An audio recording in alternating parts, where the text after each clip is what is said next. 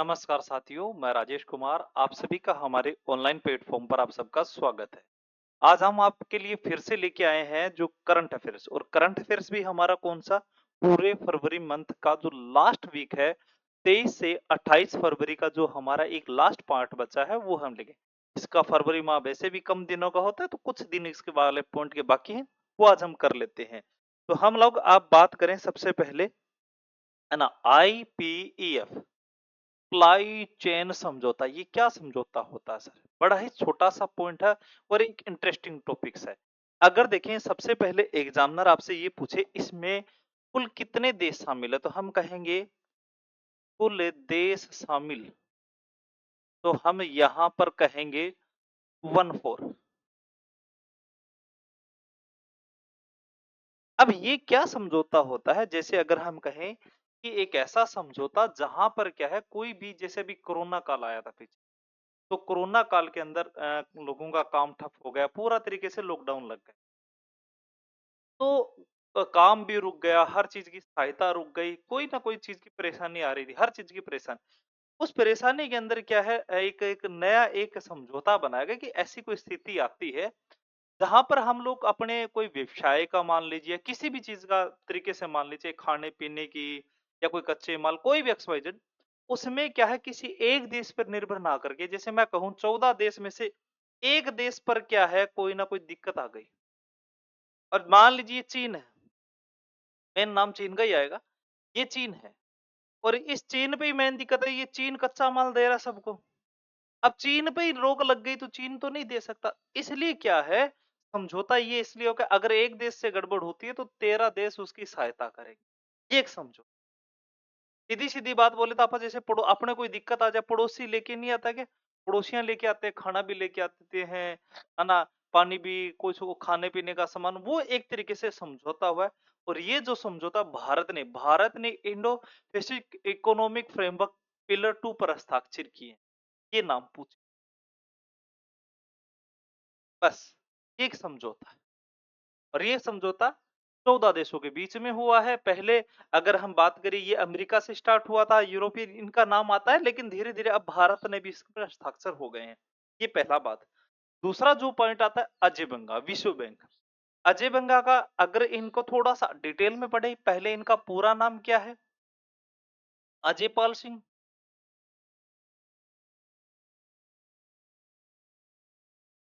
एक सरदार जी हैं और ये अगर देखें भारत और अमेरिका के व्यवसायी हैं। इनकी उम्र कितनी है? लगभग 66 वर्ष बताई गई है। अच्छा, इनकी उम्र 66 वर्ष है। इनका जन्म कहाँ हुआ है? हम कह सकते हैं इनका पुणे में हुआ है। पुणे कहाँ? महाराष्ट्र, महाराष्ट्र का हमारे भारत का। अब यहाँ से क्वेश्चन क्या बनेगा? क्वेश्चन ये बनता है कि इनका जन्म तो महाराष्ट्र में है लेकिन नागरिकता 2007 से इनकी जो नागरिकता है 2007 के बाद में अमेरिका की हो चुकी है। सर अब इनकी मेन पॉइंट पे धीरे-धीरे और आते हैं। इनका छोटा-सा इंट्रोडक्शन लिखा। अब क्या है भाई साहब इनकी अगर बात करूं तो ये क्या चीज है इनका बहुत ही महत्वपूर्ण पॉइंट आता है ना? अगर हम कहें विश्व बैंक, तो विश्व वर्ल्ड बैंक की बात हो रही है। विश्व बैंक के ये भी वन फोर में ही आएगा, ये भी वन फोर में ही आएगा।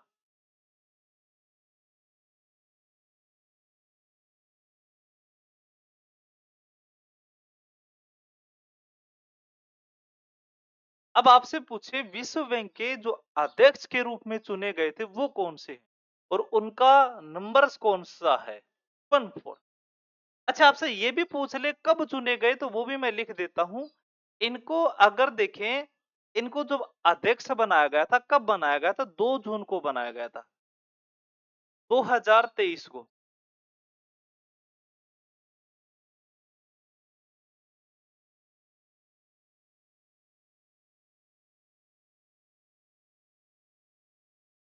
अब ये क्या करते हैं विश्व बैंक के हैं तो जाहिर सी बात है देशों को रुपए देते हैं किसी न किसी कोई काम के लिए। भारत को जलवायु वित्त के लिए फंड की घोषणा की थी।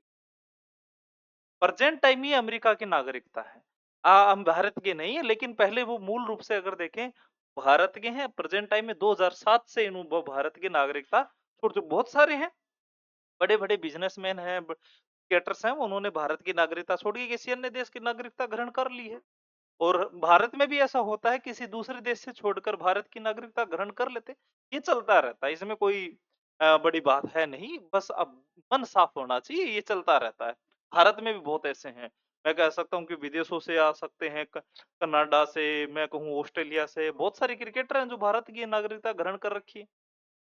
अब यहाँ से ये विश्व बैंक के आपसे अध्यक्ष पूछे, उनका पूरा नाम पूछ ले। एक सरदार जी हैं, बहुत ही अच्छे इंसान हैं। ये पीछे चर्चाओं में भी रहे थे। ये क्या है, पाकिस्तान गए थे। पाकिस्तान के गरीब सांसदों ने इनका पीछा करके इनसे कहा हमें पैसे दे दो। उन्होंने कहा पैसे तो मैं तुम्हें दे दूंगा, लेकिन वापस आने का कोई इनकम होना चाहिए। तुम आतंकवादियों के पास क्या चीज है, कुछ है ही नहीं। मैं तुम्हें पैसे नहीं दूं, उन्होंने मना कर दिया था। तो ये कब चुने गए, पूरी कहानी लिख दी है। ये इनका नाम आता है। भारत का इनके साथ एक छोटा सा क्या हुआ, फंड की घोषणा की गई है। और है, और एक तरीके से व्यवसाय है। भारत और अमेरिका पहले व्यवसाय करते थे, अब ये अध्यक्ष चुने गए विश्व बैंक के। ठीक है। अगर आपसे ये भी पूछे विश्व बैंक की स्थापना कब की गई थी, 1944 में की गई थी। अगर आपसे पूछे विश्व बैंक की स्थापना, तो 1944 में की गई थी। विश्व बैंक का मुख्यालय कहाँ पर है, वाशिंगटन के अंदर है, अमेरिका के अंदर। बस बात यहाँ खत्म हो जाती है। अगला क्वेश्चन, ये हमारा 24 फरवरी का। 25 फरवरी का है अभ्यास धर्म का चिन्ह। ये हम क्या है, भारत और जापान के बीच में एक राजस्थान के महाजन फील्ड फायरिंग रेंज में आयोजित हुआ। मैं राजस्थान से हूँ, और मुझे ये जगह मैंने बहुत अच्छे से देखी हुई है। मतलब ऐसे नहीं, ऐसे जैसे आप लोग कोई ना कोई, ऐसा नहीं कि मैं वहां पर परीक्षण कर रहे हैं तब देखा। मतलब हम लोग जब यहाँ पर कुछ परीक्षण नहीं होता, तो हम लोग यहाँ पर जाते हैं घूमने के लिए, एक बाउंड्री बना रखी है, वहां तक एंटर करने देते हैं, ज्यादा दूर तो नहीं जाने देते। लेकिन देखा हुआ है, भारत और जापान के बीच राजस्थान के महाजन फील्ड फायरिंग रेंज में आयोजित हुआ। मतलब आपसे पूछे कि भारत और जापान के बीच में एक युद्ध अभ्यास हुआ था, उस युद्ध अभ्यास का नाम बताना है। और भी हुए हैं भारत के और जापान के मध्य युद्ध, और का भी नाम पूछ सकता है। लेकिन खास करके अभी फरवरी का माह का पूछेगा, तो धर्म का नाम आता है। अब देखो इसको देखो, हमेशा इसको याद करने की ट्राई करो। देखो जापान, जापान में जय हो, जय हो, जय हो, है ना। देखो जी मैक, जय हो जापान, जय हो, जय हो जापान। अब जापान में जय किसकी हो रही है, धर्म की जय, धर्म की जय। ये लोग याद हो जाएंगे। देखो और पूरा याद करो, पूरा याद करो। छोटा माँ का नाम याद करो। जापान में माता की जय हो रही है, धर्म की जय हो रही है। बस याद कर लीजिए, ट्रिक से याद होगा, वैसे ही याद होगा भी। बस इतना पॉइंट को याद कर लीजिए। आगे बात करें। अब आपसे पूछेंगे एक अगला पॉइंट। अगला पॉइंट हमारा क्या कहता है कि कॉर्पोरेट 3B ये क्या चीज है सर?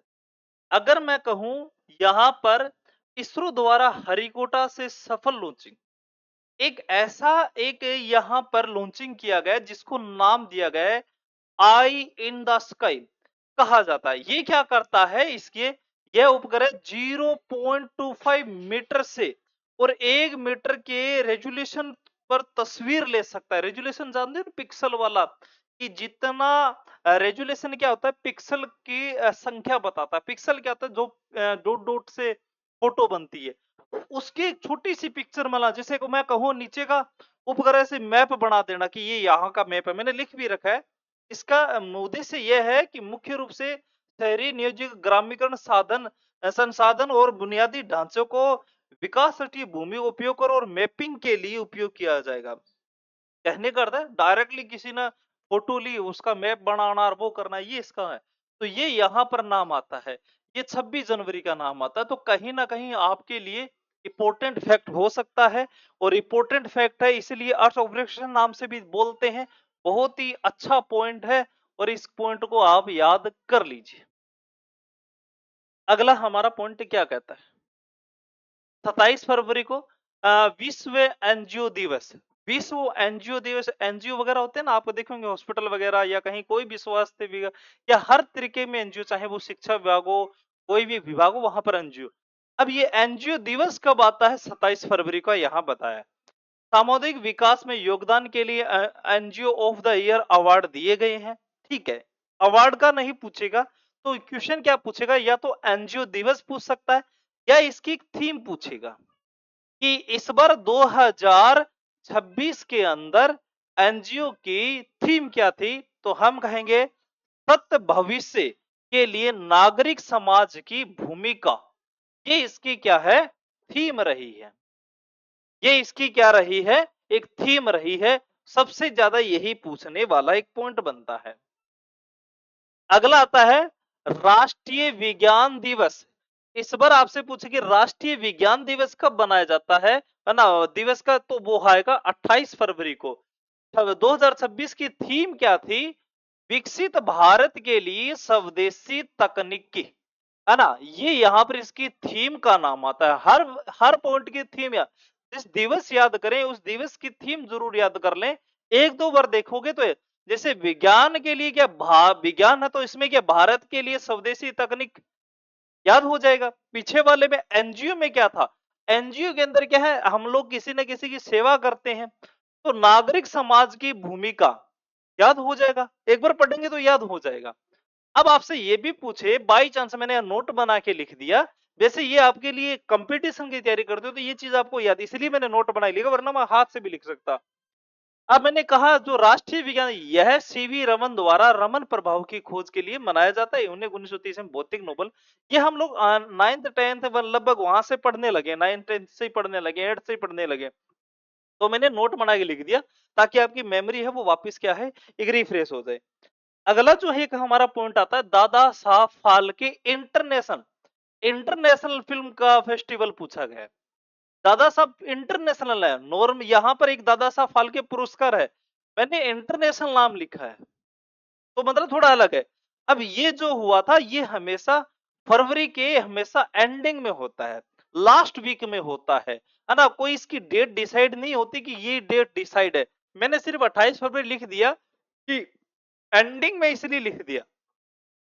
सर्वश्रेष्ठ फिल्म का यहां नाम पूछिए तो 12th फेल, यही चल रहा है फिलहाल। सर्वश्रेष्ठ अभिनेता शाहरुख खान जवान मूवी के लिए, रणबीर कपूर को एनिमल मूवी के लिए। सर्वश्रेष्ठ अभिनेत्री रानी मुखर्जी, विशेष चटर्जी बना है ना? और सर्वश्रेष्ठ निर्देश संदीप संदीप रेड्डी वंगा एनिमल के लिए, है ना? क्रिस्टिक्स बेस्ट एक्टर विक्की कौशल, ये पूछेगा भाई सैम बहादुर वाला, क्योंकि ये बहुत ही अच्छी मूवी है और बहुत ही शानदार, और ये पूछेगा। इसके और भी हैं दो चार क्वेश्चन, मैं अलग से और कराऊंगा, मूवी के जितने भी पुरस्कार उनको अलग कराऊंगा।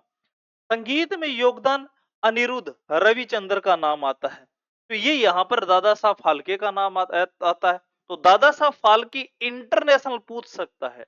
ये हमेशा फरवरी के लास्ट वीक में होता है। और देखें कुछ पॉइंट।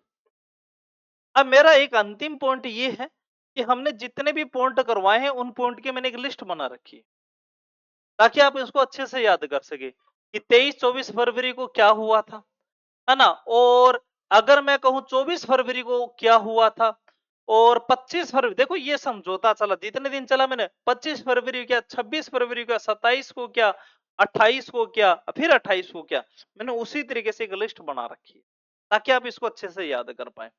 ज्यादा दिन नहीं है, जैसे अगर देखें 23, 24, 25, 26, 27, 28, 3-4 दिन का नाम आता है, कोई ज्यादा दिन है नहीं। 5वें दिन तो कहानी खत्म ही हो गई थी, तो बस ज्यादा पॉइंट है नहीं। छोटा सा पॉइंट है, आपके लिए कहीं ना कहीं रामबाण साबित होगा। और मैंने आपके लिए बड़ा अच्छा पॉइंट लिखा है। लास्ट में सिर्फ इसको ज्यादा याद करना, क्योंकि फिल्म से संबंधित कोई ना कोई क्वेश्चन आपके एग्जाम में पूछ सकता है। और फिल्मों के लिए मैं अलग से वाले पॉइंट भी जरूर कराऊंगा। तो आज के लिए यहाँ तक ही रहेगा, फिर मिलेंगे एक नई पॉइंट के, तब तक आप अपना ध्यान रखें, हंसते रहे, मुस्कुराते रहे, बड़ों का आदर करें। जय हिंद, जय भारत।